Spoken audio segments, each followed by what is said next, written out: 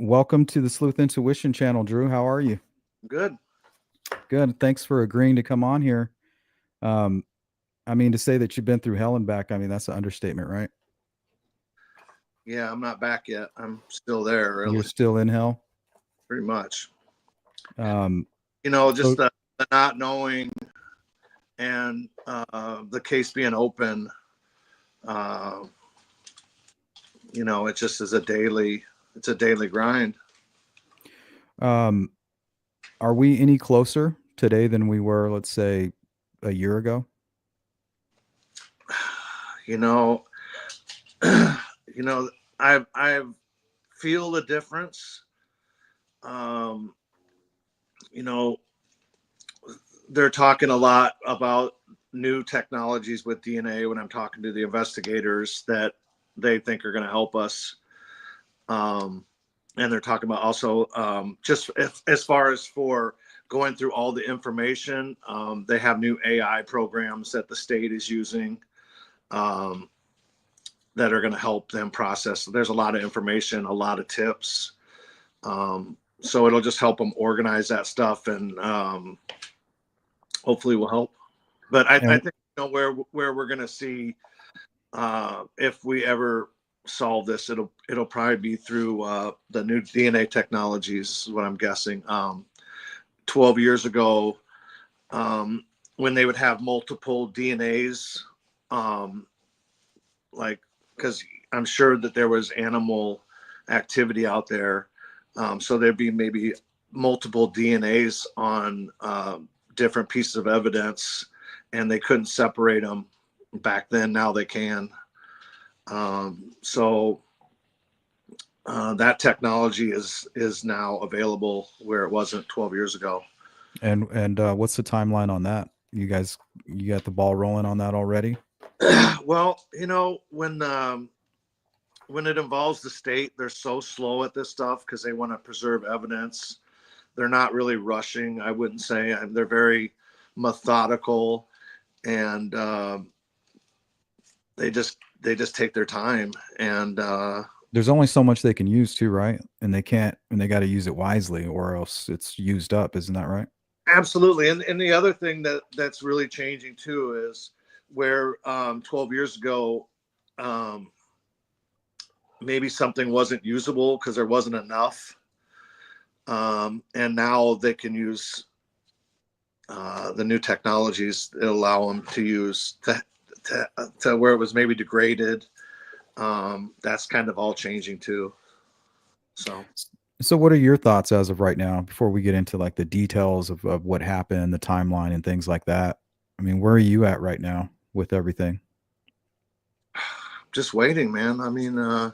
No answers at all. You don't have a hunch. You don't have, there's Lots not of a rabbit hole that you're stuck in or anything like that. I'm down a different one every day. Really, I have lots of suspects. Um, there's some that are more prevalent. Um, there's some that are like that's a small percentage that could be a person of interest. We've just had a lot. There's a lot of rumors, and so I don't really have any information like the police. I'm sure. I feel like they probably know who did it, and they're just trying to get enough evidence to prosecute, but they don't even tell me that. So I'm really pretty much left in the dark as far as evidence goes. They do tell me, they've been talking to me about the new technologies, and Are they they're, excited about it to um, you? Does it seem that way? yeah, yeah. And the state has put so much money in this case. The state of Iowa has put so much money into this, and they've done. Compared to Indiana, I feel like this case has been run better. I don't know. There was so much stuff leaking in that other investigation. The state of Iowa has just done a really good job at really keeping that information to themselves and not letting anything out. So I think in the long run, it's hard when you're going through it, when you're waiting every day, but in the long run, I think that pays off when it comes time to prosecute and put this guy away or them away. So Elizabeth was 8. Lyric was 10. They were abducted July 13th, 2012, and hunters eventually found them December 5th, 2012, which is exactly 12 years to the day, right? From today.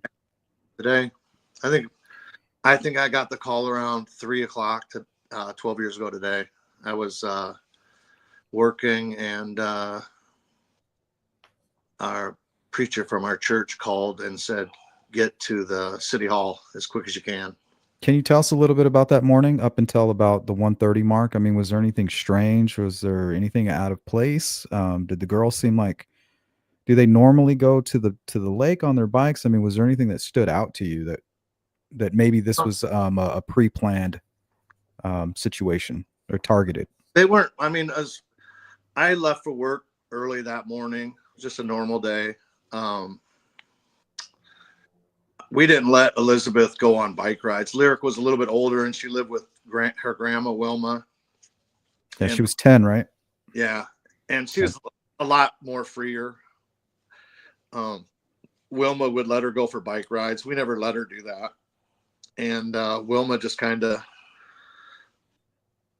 she was That's grandma. yeah, but she didn't really go by my rules. She would be at my house watching Lyric and Elizabeth, but she wasn't really going by my rules. She would let them do whatever they wanted. Kind And of old school. yeah, but um, there was a lot of uh, Wilma would if I said for the kids to do one thing, she would tell them, "Oh, you don't have to listen to him. You can do what you want," kind of stuff. Um, but I wouldn't. We didn't let Elizabeth just go for bike rides without any adult supervision. I never knew that they were doing that. I was busy working, and I guess come to find out that was going on quite a bit. So And there was a witness, right? An a older what? gentleman, and I'm assuming that he was polygraphed. An older gentleman that actually was able to see them riding their bikes, right? There were several people that saw him close to the park, and then there was another guy at Fairway grocery store that this girls had stopped and asked him how to get on the bike trail from there. Um, Because there is a bike trail that kind of leads from the grandmother's house all the way to Myers Lake, right? no, that's our house. We lived in Evansdale. Wilma did not live in Evansdale. She lived in Waterloo, the town next to us. Okay. She would just come over. My wife was having health issues at the time, and so I would be at work. So she would come over, help Heather, and then Heather had a lot of doctor's appointments and stuff like that she had to go to. So she was over here a lot and babysat over here. But the bike trail from my house is probably a quarter of a mile, if that. It's not very far. It's just a few blocks away. Um, and then the park is like probably a 5 minute, 5 or 6 minute bicycle ride, maybe. Okay, and they were reported missing 2:48 p.m., but the bikes weren't found by firefighters until 4 p.m. Do you guys have a pretty good idea of when they were taken? No. That's about almost an hour and a half of missing time there, Yeah. Well, we maybe just more. happened exactly. We have times that I'm sure that the police have the times down pretty good. They don't really share a whole lot with me regarding that stuff, though. So I guess that's good, right? I guess it's hard. It's hard, but I know on the back end of things, it's better. Uh, I just watched. I just watched so much stuff leak through on Delphi, um, and in our case, they've been much more quiet. Yeah, and you've been a big advocate there for the Delphi girls. I mean, you must have been excited when that all started to come to a Yeah, conclusion. I was glad to see him prosecuted. Yeah, Yeah, me too. I these people shouldn't be allowed to even breathe air. Yeah, they're amongst us though. I mean, they're working at the gas stations. They're our coworkers. They're our some might even be our friends, people that live up the street. I mean, we're surrounded by this, and that's Yeah, why we do what we do. I never really realized how many. Um, Sex offenders, yeah, per se. until this happened, and then we punched it up on with a map, and I was shocked how Yep. many offenders we have in this little area. Yeah, and the sad thing is anybody could type in their address and they're going to find 4 or 5 sex offenders just living right around them. Yeah, I mean, nobody that goes for anybody. Nobody's an exception to that rule, I don't think. yeah. And then my mother-in-law is letting them go out on bike rides without any supervision. Very Yep, you frustrating. can't do that. Can't do that these days. No, and I mean, even today, after this happened, I see kids out by themselves I all the time. shake my head. I go like this, man. They should, young girls. We're talking probably same age as your girls were, Yeah, and I just shake my head. very scary world. So some new information that I just recently read was that somebody talked about throwing the purse over the fence. Is that a rumor or is that real? That who talked about it? I read an article that a gentleman stated that they took the purse that was found at the scene and then they were the ones that threw it over the fence. Is that just a rumor that I'm reading, or is that accurate? I don't think that's true. Okay, so I wanted to get that out of the way here. Not that Um, I don't. I think if you look at the map, I think whoever it was over on Arbutus Drive, and it's very secluded over there. Even though the highway's right there and there's houses, it's very secluded. And with the highway right there, the noise is so high, you could be yelling at somebody 15 feet away and you can't even hear. So there's a fence on like a 6 or 8 foot fence on both sides. mhm.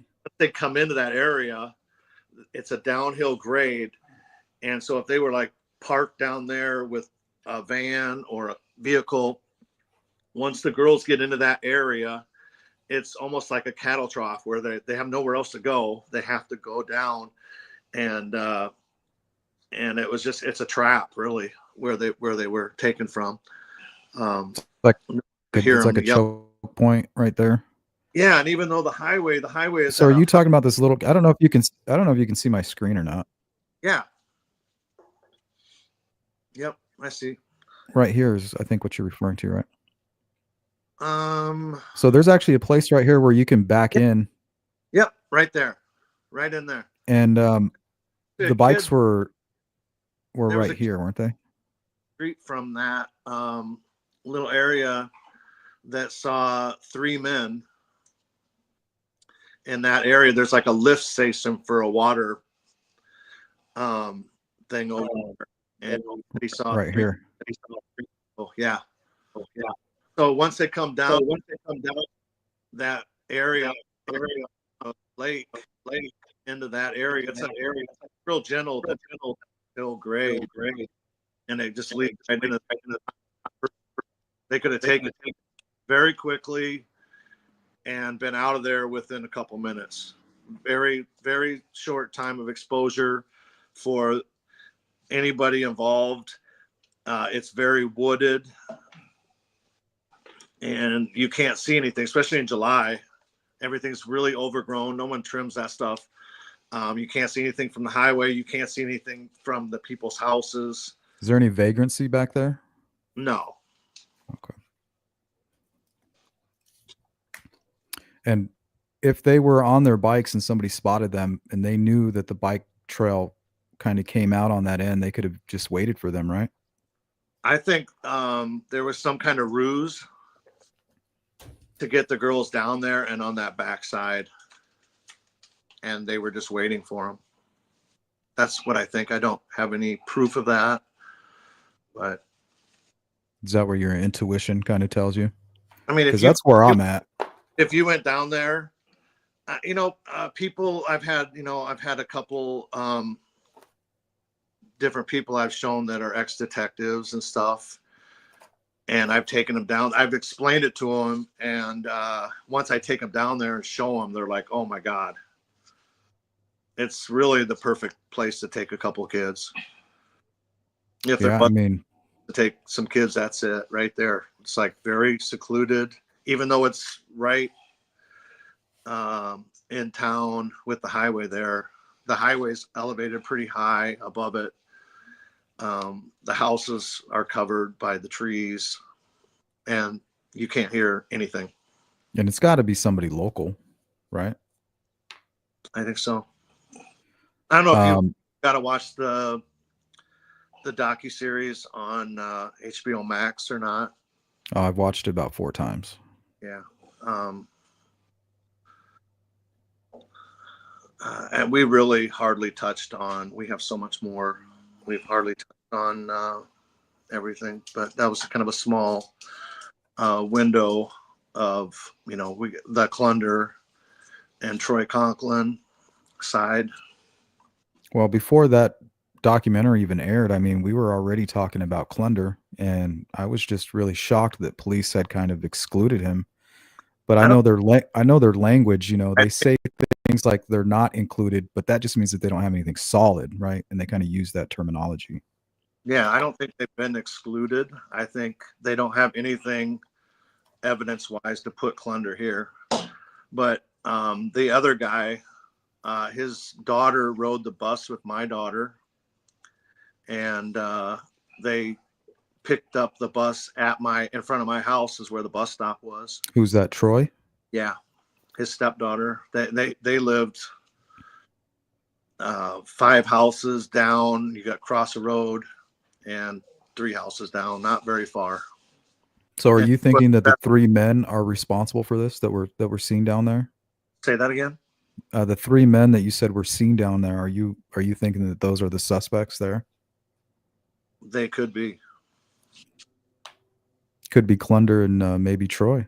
and I think one other person. If it's them, I mean, it's fitting. If you go back and look at Clunder, he was in a boys' home when he was high school age.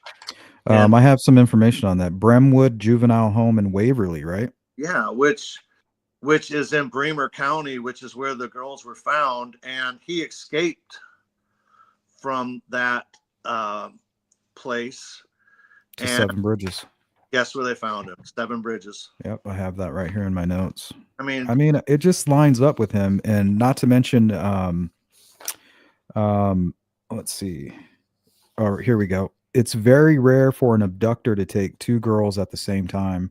In fact, before the Evansdale girls went missing, the FBI had only recorded 15 such incidences since 1974, and weren't 3 of them under Clunder? 2 of them. 2 of them? Yep. Okay, so 1986, 16-year-old Clunder attacked a 15-year-old Ev Ganson, which I believe sent him to the juvenile home. 1986, or excuse me, 1992, kidnapped a 21-year-old woman. And then 1991 is where he began. He took two 3-year-old girls, and that's extremely rare. So I don't know. And then 15-year-old Kathleen Shepard and her 12-year-old friend Desi Hughes. So for one man to kidnap 2 individuals, I mean, that's extremely rare. I mean, everything is pointing at Clunder.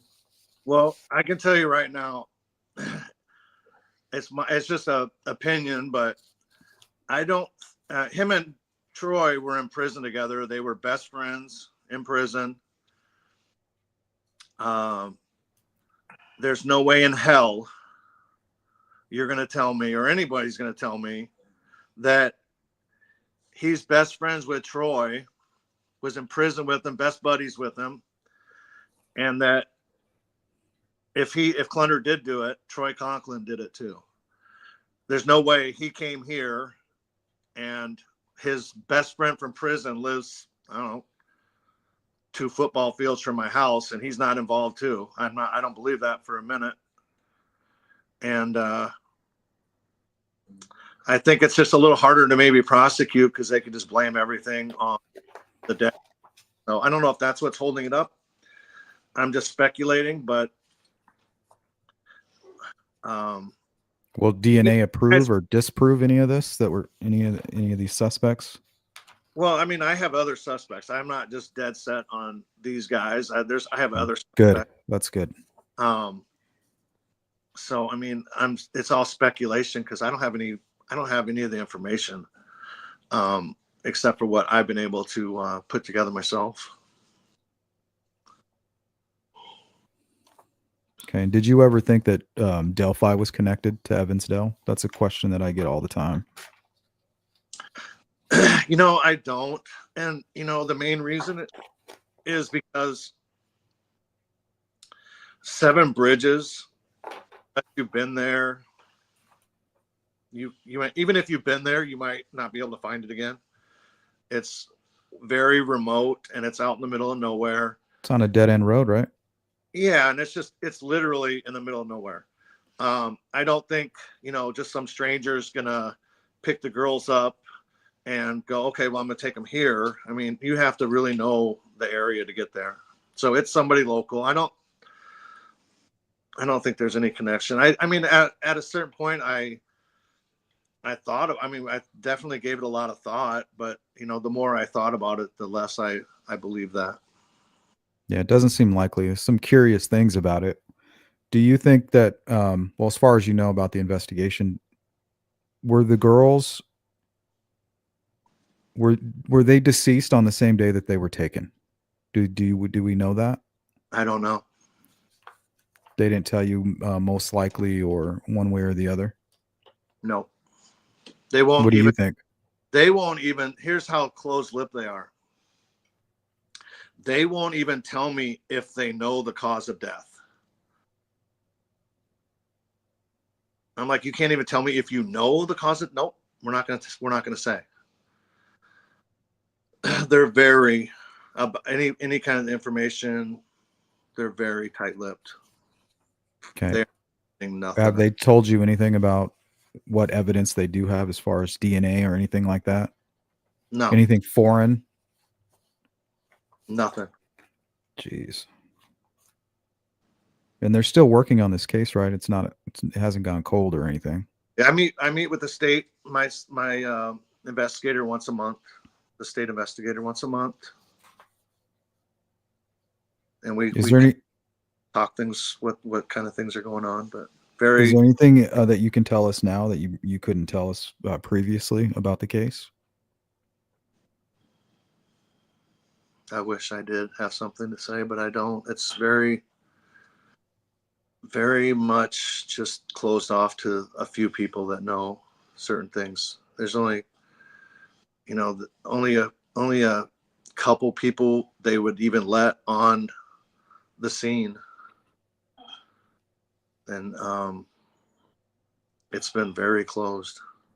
And the beginning of the investigation must have been pretty hard. I know they were pointing the fingers at you guys, which is normal for an investigation. They got to exclude the family first. But do They you treated me like that at all. not once? What's that? Wait, say that again. They never treated me like that at all. I was Okay. never.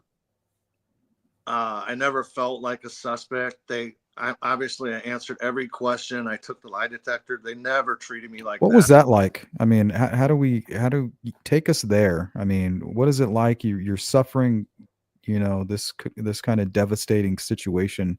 Now you're sitting down and they got stuff wrapped around you and hooked up to your fingers and they're asking you these questions. Were I you did just kind of like not care. Like you knew you had to do it?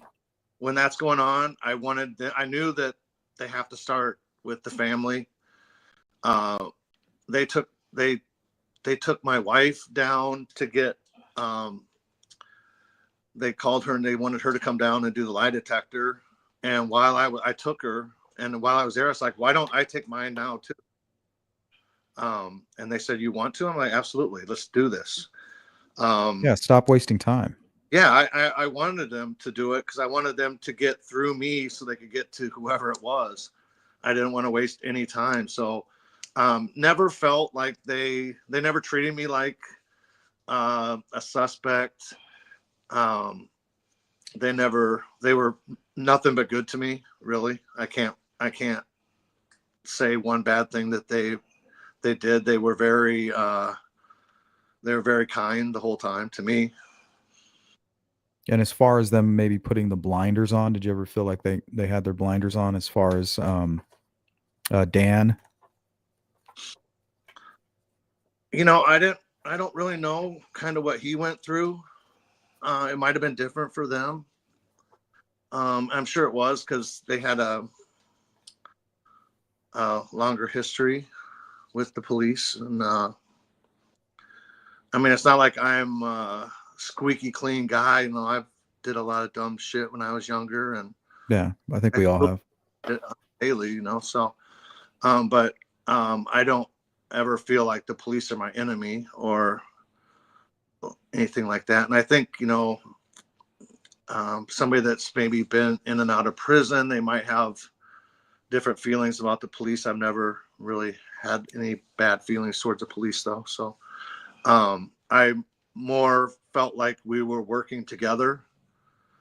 I didn't feel like um,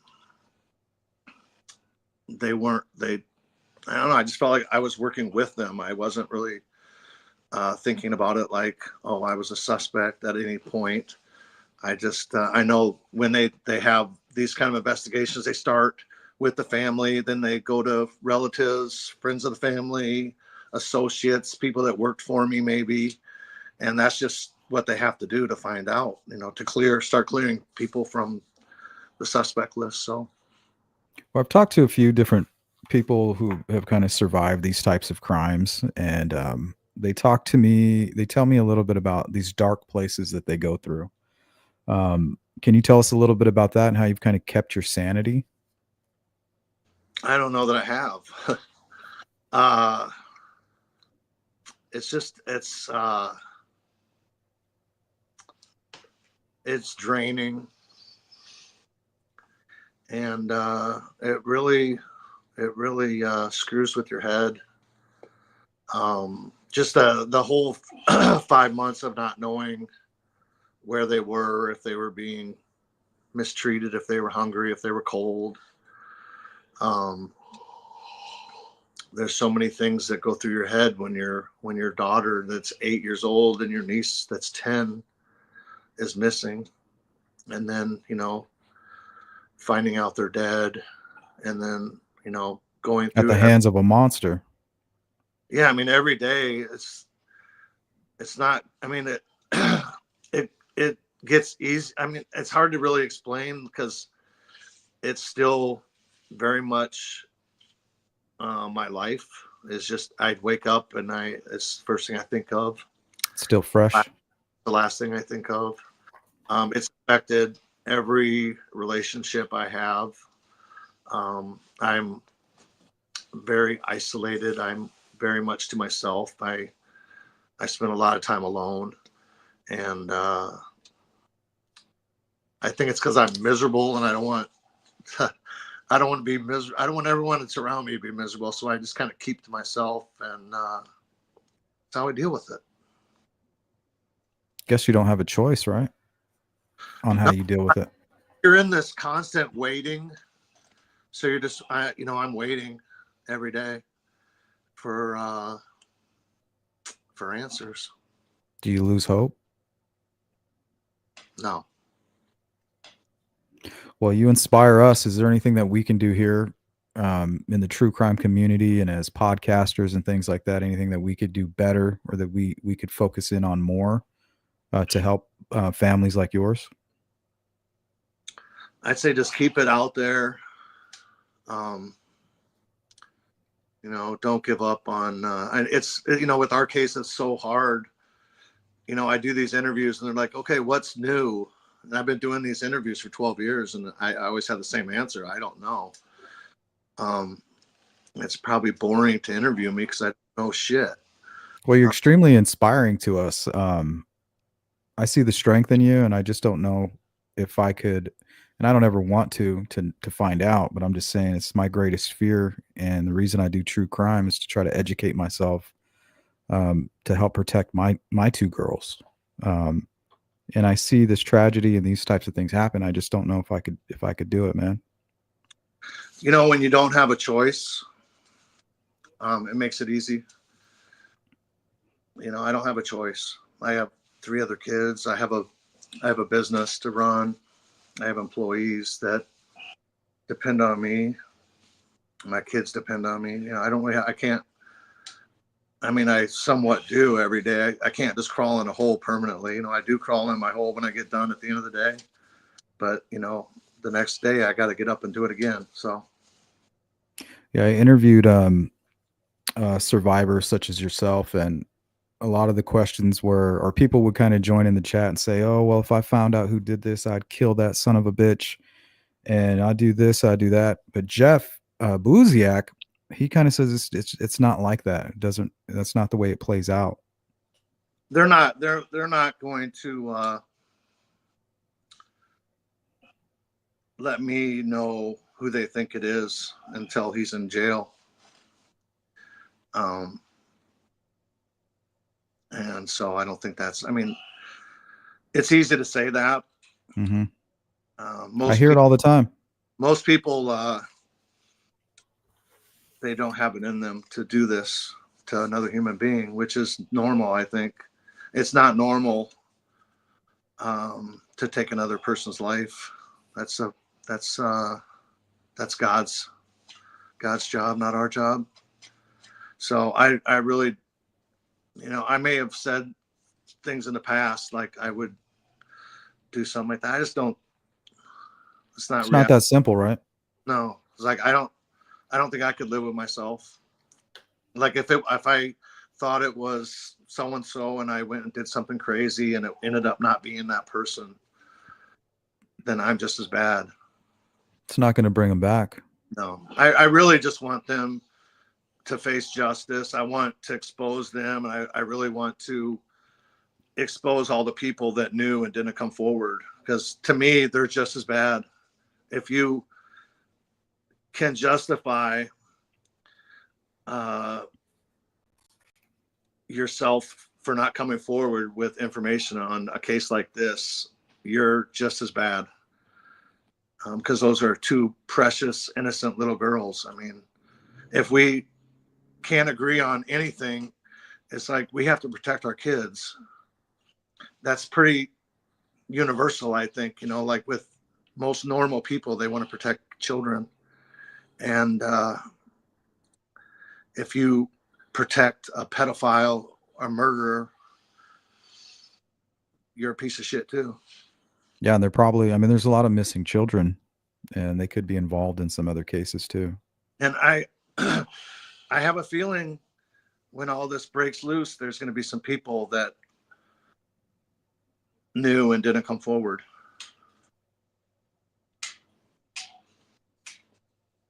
Okay.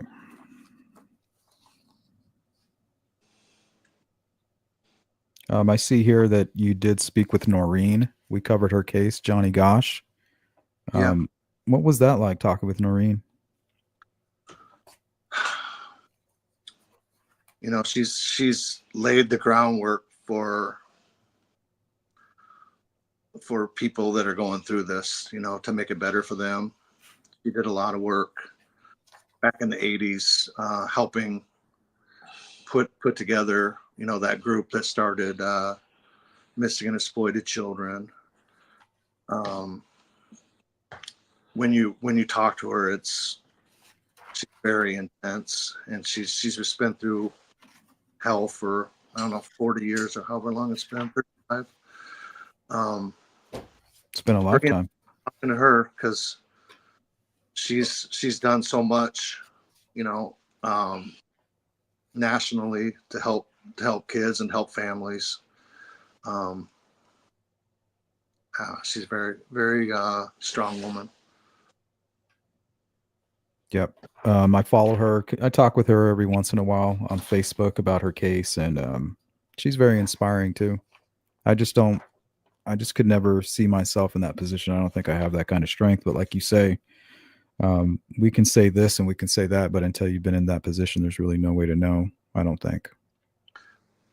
Well, I mean, when you don't have a choice, Patrick, um, you just get through it, you know. And I think people will be surprised what they can get through. Um, yeah, and you just work, you just build on it, like you got through. There was days when, in the beginning where I was literally holding my breath all the time, and I didn't even realize it. And people are like, "Man, you got to breathe," and I was literally holding my breath. Like uh, about to pass out? and I was sometimes just trying to get through the next 10 minutes or the next hour, and you just learn to kind of cope. And each person has their own way, I think, of getting through it. What works for me doesn't always work for the next person, and every case is different. So So what's next? You're working with a lot of people. You're inspiring us as you have been from the beginning. But I know you got people like Ruckus and other folks out there coming out there to help you. I mean, what's next in this journey? um well, I think I don't really know if it'll happen, but there's still a lot more that I'd like to put on another couple episodes on the series, just to get some of the information, because there's a lot of things that Can you talk about that? what's that? Can you talk about any of that? A little bit. I know they had pictures. They had pictures of the purse that they showed on the documentary. They had you confronting Troy, Yeah. which I mean that blew my mind. Um, and he's still there in town. Have you talked to him since then? No, I haven't. I don't know if he'll talk to me again. The one thing I can say for Troy is, at least he talked to me. I have other people that are suspects to me, and they won't even speak to me. At least I didn't really give him a whole lot of choice. I kind of surprised him, but there's a few Yeah, that people. was very tactical and strategic on your part. I was impressed by that. Well, I had a lot of help with that, but there are some people I want to speak to, but they will not speak to me. And, that's concerning to me. Like, why wouldn't you talk to me? If you have nothing to do with it, why wouldn't you talk to me? Like, you have nothing to hide, then I don't see why you wouldn't talk to me. Is there anything specific about those people that kind of stand out to you? Like, um, what is it about them? well, there's just people that, there was, Because I mean, look at Richard Allen. I mean, he worked at the CVS. He had a family of his own, no criminal record. I yeah, mean, how is he going to be on anybody's radar? well, he should have been on their radar. Somebody dropped the ball. But we've got just a couple people here that aren't interesting to me, but they won't speak to me. So they've lawyered up and won't talk. So, Well, I don't know but how you break through that. Maybe some help from social media. yeah, we didn't even really just touch on that on any of those people in the documentary. But, you know, Troy and Michael Klunder aren't our only suspects. So there's still other people we didn't even bring up in that. Excuse me. But I guess in the future I would like to you know, just keep pushing and get some of these answers that we're looking for, and along the way, um, help as many other uh, families as I can that are going through similar stuff. I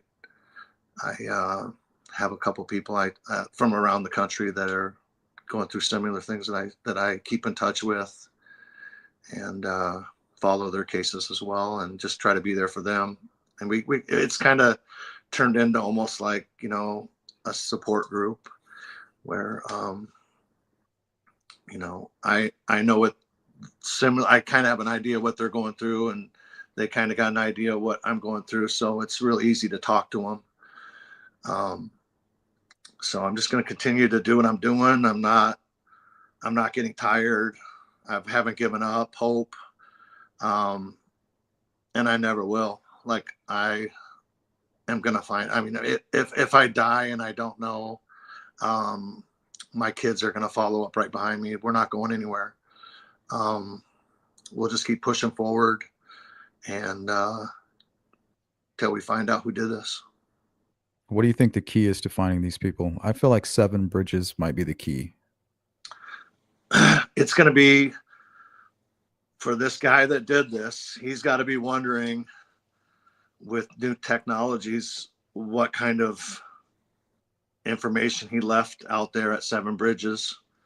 What kind of clues did he leave at the park where they were taken from? Did they touch the bikes, the purse? It's going The to be cell tech. phone. And I think if it was going to be somebody coming forward with information that would have happened, I think it's going to be technology driven, from here forward, and putting this case together. And I have a good feeling they have a good idea who did it, and they're just kind of putting the pieces together. Waiting for the technology to catch up. And from what I'm understanding, the technology is just getting better and better, and a lot of that stuff that they couldn't even look at before, now they can. So So they've had DNA, it's just kind of been tainted and they haven't been able to separate it. I don't know. I I don't know. Because you Uh, think they would have done like genetic genealogy and some of those things as well, I, right? I don't think they've been able. I don't know, but I don't think. I think if they would have had um, a good uh, DNA, then they would have used that already. I think maybe it was just degraded from sitting out in the sun, or it was mixed in with other DNAs and they weren't able to separate them. But I don't know.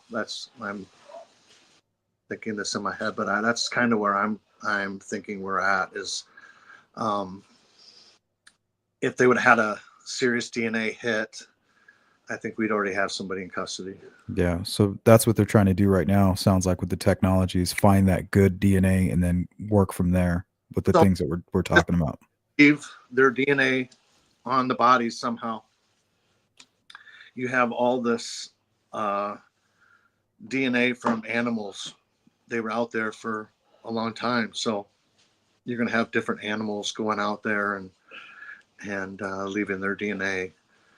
So I think that might be one of the problems.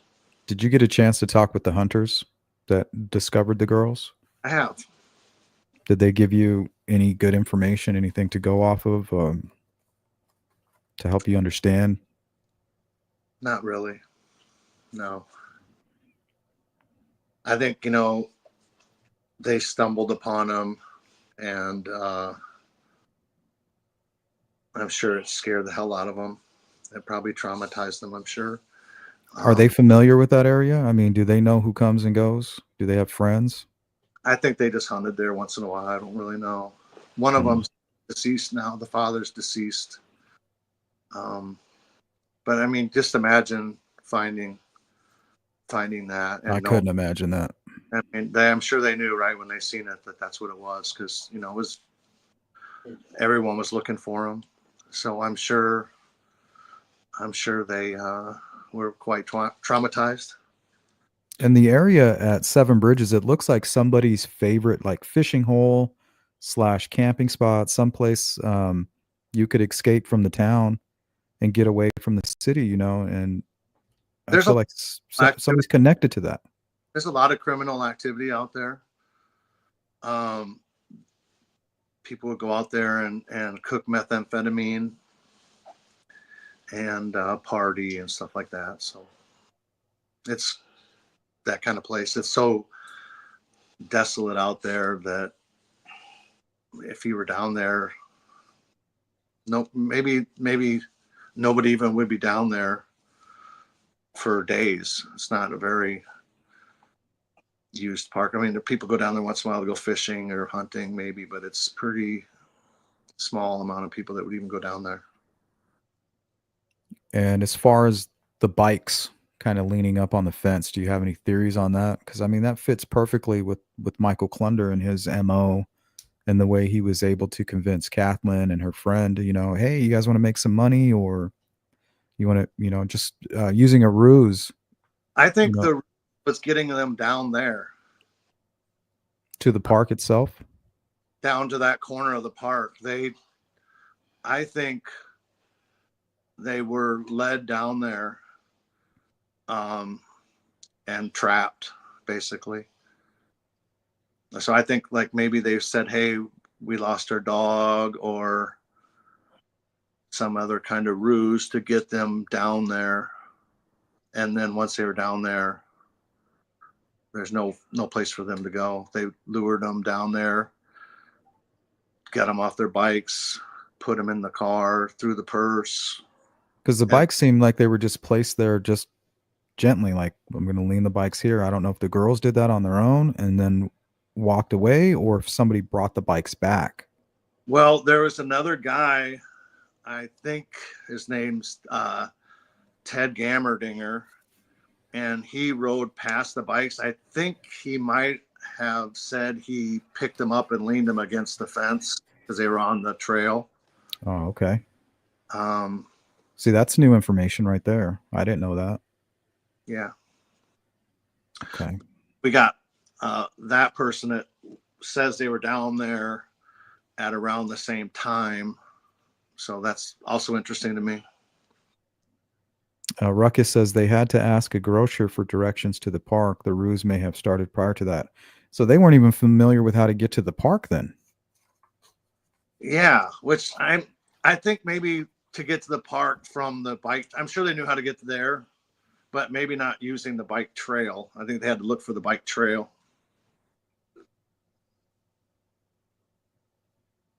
And as far as the purse being thrown over the fence, what's that all about? Do you have any information on that? Well, I was there when they found the purse.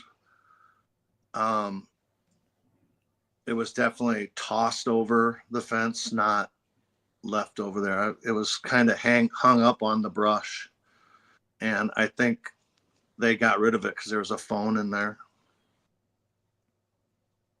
Yeah, I can't make sense of that. I don't understand why they would do that and just leave the bikes there like that. Because from there, I mean, they took off. It really, if you, I mean, you'd have to talk to Ruckus too. I think they got, and you would probably get a lot of insight. Ruckus and Steve went down there and filmed that area, and you can kind of see. Because there's an opening in the fence right there too. Yeah, but Now, you can, can you walk? Can you cross and go to the other fishing hole across the highway? no, it's just Okay. right there. I don't know why they even have the fence there, because if you go like 30 feet from the opening, it's just open. Okay. I think if you watch that, have Ruckus send you that, and maybe put it on here and show people that area. They took a drone down in there, I think he has it posted on his channel. Pretty sure I've watched that a few times. but it's and I described it to those guys before they got here, and they didn't really kind of get it until I took them down there, and then they're like, "Oh my god!"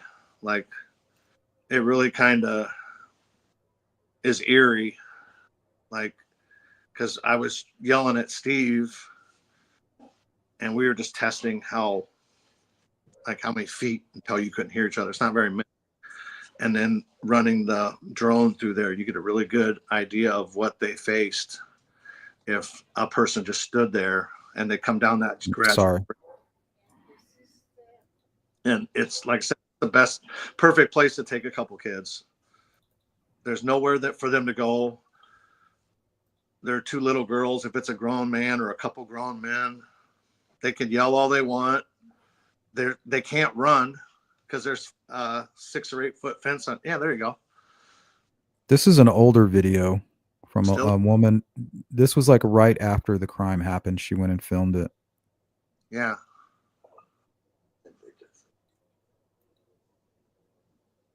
Now that's the highway right there, isn't it? Well, the highway is right there. On to the left is the highway. To the right is the lake.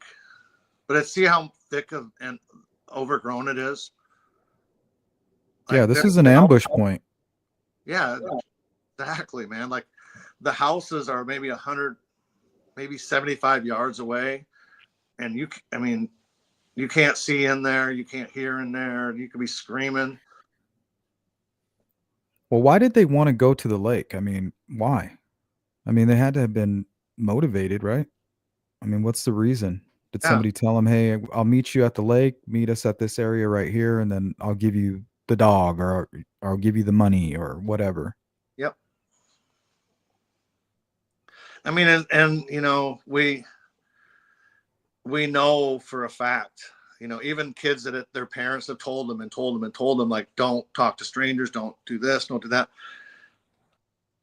and they can get these kids so easily Well, to these get monsters, yeah, that's what them. they do.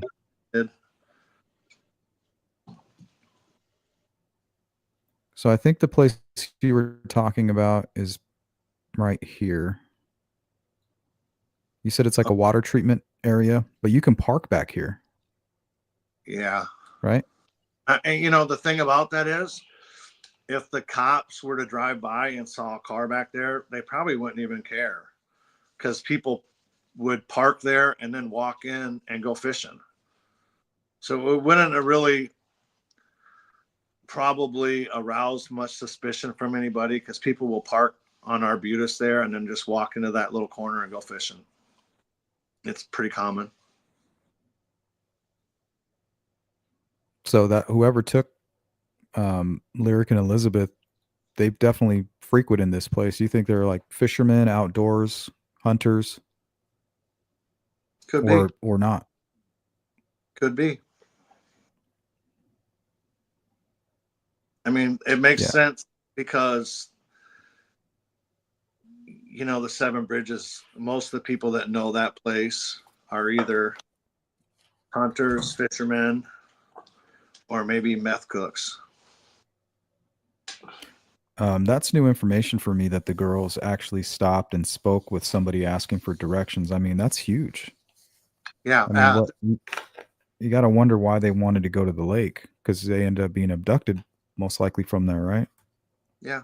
I don't think, I think that's where they were abducted from, but I don't know 100%. But if you went back there and looked at it, you'd probably agree. But it could have been they were taken somewhere else, and then maybe a truck or something throws the bike, takes the bikes, throws them over there with the purse to get rid of it, and then they bounce. Yeah, because you could park right off the highway right there, couldn't you? No, If you knew that there was an opening there, or no, there's just no no, possible way that they parked there. no opening on the highway side. Okay. On the lake side, yes. And then, you know, the lakeside, it's fenced along this area, and then the fence just stops and you can get right into the lake anyways. I don't even know why the fence is there on the lakeside. I really don't. It's kind of stupid, Here, I really. have some more photos. This might help. Uh,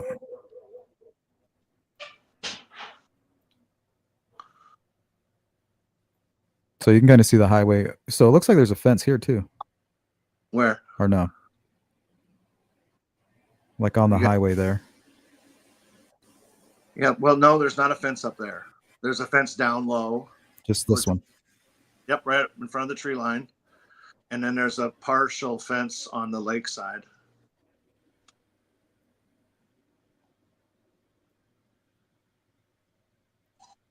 And they had never been. The girls had not been there previously that you know of, even with No, you guys, maybe. I think I rode my bike down there with Elizabeth and my son Kelly a few times on bike rides.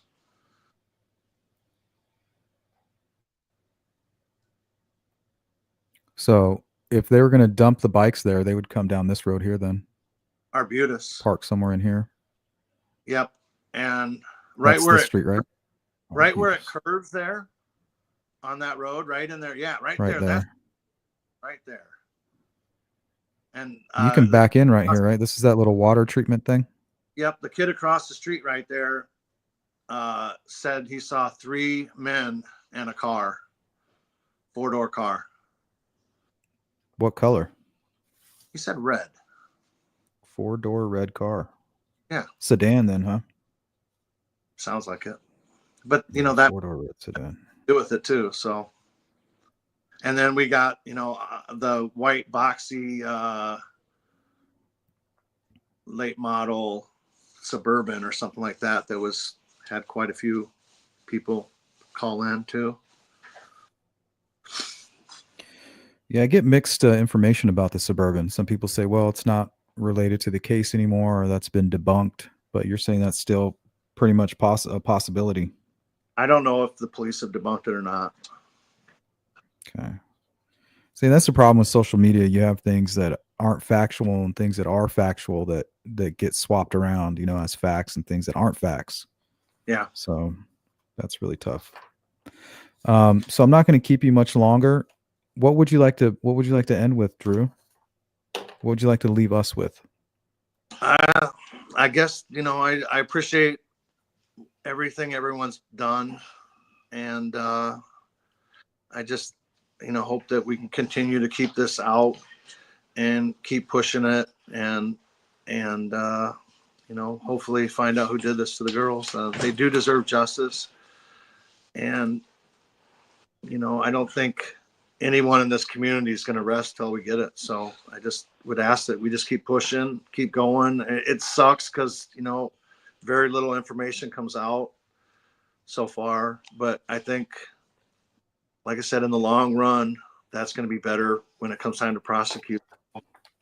Is there any information that you wish that they would release? Is there any pieces, because I know that was something with the Delphi case. They could have released the information about the CPS building, the type of vehicle that was parked there, maybe showing the full video. Now that we know that there wasn't anything explicit on it, I feel like those things may have helped. Is there anything in your case that you think might help now that we're 12 years in here? Yeah, I'm going to have to stick with what the police are letting out.